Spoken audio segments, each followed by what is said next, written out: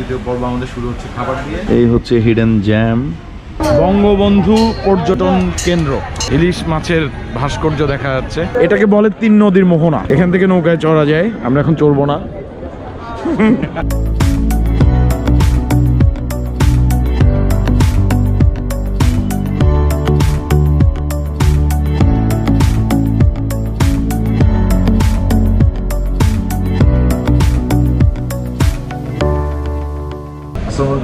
Welcome to broadcast video আরেকটা নতুন এপিসোডে সবাইকে স্বাগত। আজকে হচ্ছে চাঁদপুর অভিযানের দ্বিতীয় পর্ব আমাদের শুরু হচ্ছে খাবার দিয়ে। আমরা আসছি হচ্ছে দ্য হিলশা কিচেন। তো এর আগে গত বছর আমরা যখন আসছিলাম তখন আপনারা দেখছেন যে ঘাটের পাশে আমরা মাছ কিনে আমাদের সামনেই মাছটা কেটে রান্না করা হয়েছিল এবং খুবই বাজে হয়েছিল খেতে। তো আজকে আমরা চিন্তা করছি এখানে সবচেয়ে পশ যে রেস্টুরেন্ট, সেটার নাম হচ্ছে দ্য হিলশা কিচেন, সেটাতেই খাই। তো এখানে সেট মেনু দেখা যাচ্ছে, যেটা আমি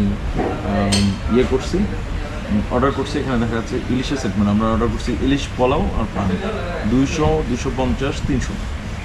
তো এটা হচ্ছে 200 টাকা যেটা, সেটা হচ্ছে ইলিশের সাইজ হচ্ছে 700 গ্রাম। 250 যেটা, সেটা হচ্ছে 800 গ্রাম। 300 টাকা যেটা, সেটা হচ্ছে 1 কেজি ওজনের মাছের 1 পিস দেওয়া হবে। এটাতে নাকি আবার ভেতরে ডিমও দেওয়া থাকে। আর পোলাওটা যেহেতু একটু গ্রেভি দরকার, আমরা জিজ্ঞেস করছিলাম যে গ্রেভি হবে কিনা। বলা হয়েছে যেটা সর্ষে ইলিশ পোলাওর ভিতরে গ্রেভি সহ দেওয়া। তো আজকে এখানে খেয়ে দেখি কেমন, খেয়ে আপনাদেরকে জানাবো অ্যাকচুয়াল রিভিউ।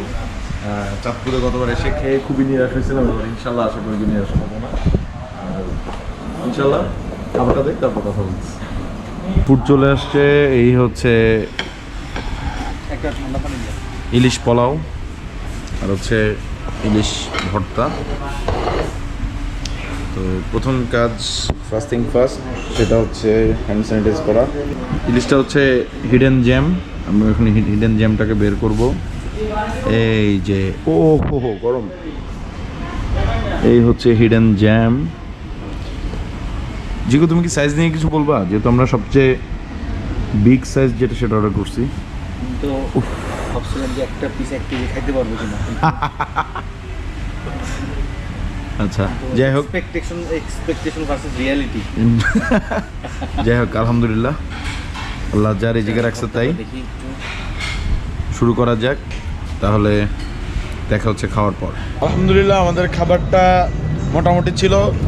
জিকো বলবে কেমন ছিল। জিকো, একটু অয়েলি ছিল, যার কারণে বেশি খাওয়া যায় নাই। আচ্ছা, অয়েলিটা আমার কাছে মনে হচ্ছে যে ওই সর্ষে ইলিশের কারণে বেশি অয়েলি ছিল। আর তবে ভালো ছিল, টেস্ট ভালো ছিল, খারাপ না। মানে অন্যান্য জায়গার চেয়ে তো আমার কাছে ভালো লাগছে। আর এই হচ্ছে বড় স্টেশন এলাকার অবস্থা। আমরা একটু পরেই আসবো ইনশাল্লাহ। আর ভাই, এই জমটমগুলা তো বিরক্তিকর। তো চলেন এরপর বড় স্টেশন এলাকা ঘুরে দেখা যায়। তো আমরা এখন ঢুকতেছি হচ্ছে বড় স্টেশন চাঁদপুরে। এটার নাম দেওয়া হয়েছে প্রস্তাবিত বঙ্গবন্ধু পর্যটন কেন্দ্র, প্রস্তাবিত। তো প্রচুর ভিড় আজকে শুক্রবার। একটা অ্যামিউজমেন্ট পার্ক দেখা যাচ্ছে ছোটোখাটো। এই যে ওরে বাবা, সে কি ভিড়! আর এদিকে একটা হচ্ছে ইলিশ মাছের কি জানি, ইলিশ মাছের স্ট্যাচু, মূর্তি বলা যাবে না, ভাস্কর্য। এটা হচ্ছে ইলিশ মাছের ভাস্কর্য দেখা যাচ্ছে। এই যে এই জায়গার ট্রেডমার্ক হচ্ছে এইটা, রাইট?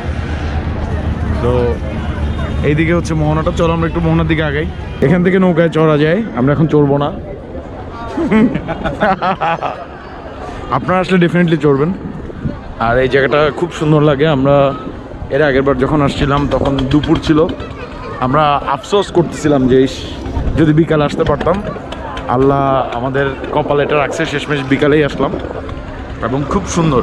এটাকে বলে 3 নদীর মোহনা। এটা একটা নদী, এই যে 3 নদীর মোহনা হচ্ছে এটা একটা নদী।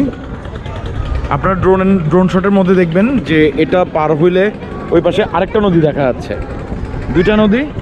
আর এইটা হচ্ছে মেঘনা নদী। সো এই 3টা নদী এখানে এসে মিলিত হয়েছে, তাই এটাকে বলা হচ্ছে 3 নদীর মোহনা। এবং খুবই ব্রেথ টেকিং মনে হয় আমার কাছে জায়গাটা, খুবই প্রশান্তির। এখানে বসে আমার মনে হয় সারা রাত আড্ডা দেওয়া যাবে, এতটাই ব্রেথ টেকিং। আপনারা কিন্তু একটু পরেই দেখতে যাচ্ছেন এখানকার ড্রোন শটগুলো।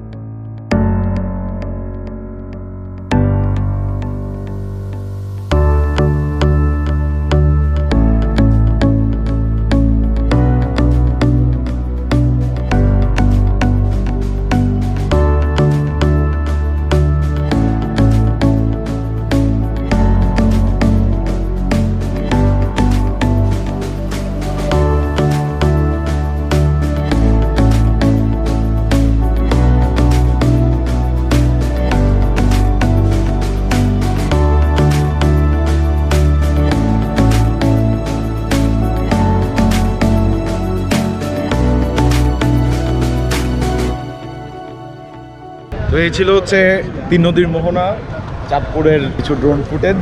আপনাদের কেমন লাগছে ডেফিনেটলি জানাবেন। চাঁদপুরে যারা আছে ডেফিনেটলি কমেন্ট করে জানাবেন আমাকে। আজকের এপিসোডটা এতটুকু পর্যন্তই থাকুক।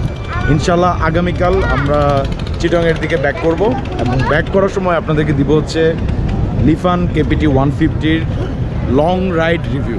যদিও আমি ফার্স্ট ইমপ্রেশন ভিডিও এখনও দিই নাই, ধরতে পারেন যে ফার্স্ট ইমপ্রেশন আর লং রাইড দুটোটা একসাথে দিব। সো আজকের জন্য এতটুকু থাকুন। সবাই ভালো থাকবেন, কালকে দেখা হবে আবার। সবাই ভালো থাকেন, সুস্থ থাকেন, আল্লাহ হাফিজ, টাটা।